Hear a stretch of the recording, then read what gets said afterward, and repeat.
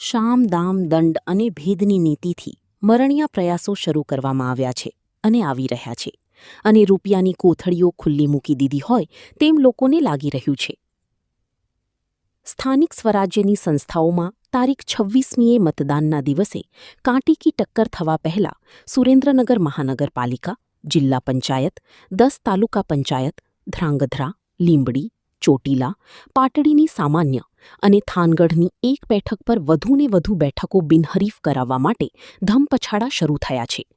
શામ દામ દંડ અને ભીદની નીતિથી મરણિયા પ્રયાસો સાથે સંગઠનના નેતાઓ અને ધારાસભ્યો દ્વારા પોતાના મતવિસ્તારમાં એડી ચોટીનું જોર લગાવાયું છે.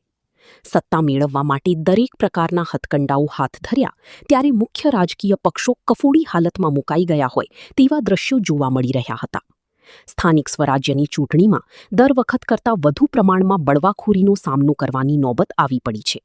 એવામાં બળવો પોકારનારાઓ પૈકી વજનદાર ઉમેદવારોને મનાવવા માટે મથામણ શરૂ કરી છે.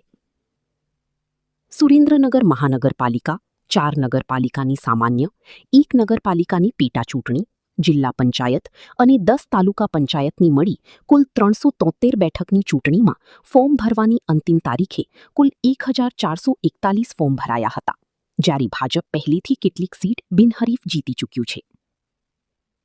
તો બીજી તરફ પ્રથમવાર યોજાઈ રહેલી મનપાની ચૂંટણીમાં ભાજપે રાતભર ભાગદોડ કરીને વિરોધ પક્ષના ઉમેદવારોને પોતાની તરફેણમાં કરી લીધા હોવાની ચર્ચાએ જોર પકડ્યું છે.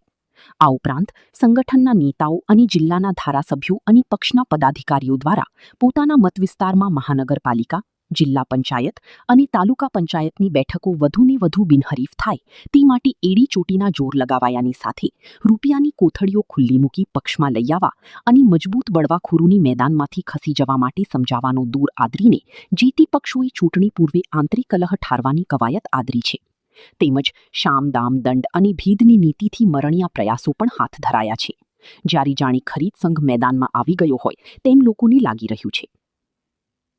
બ્યુરો રિપોર્ટ, સમય 24 ન્યૂઝ, સુરેન્દ્રનગર.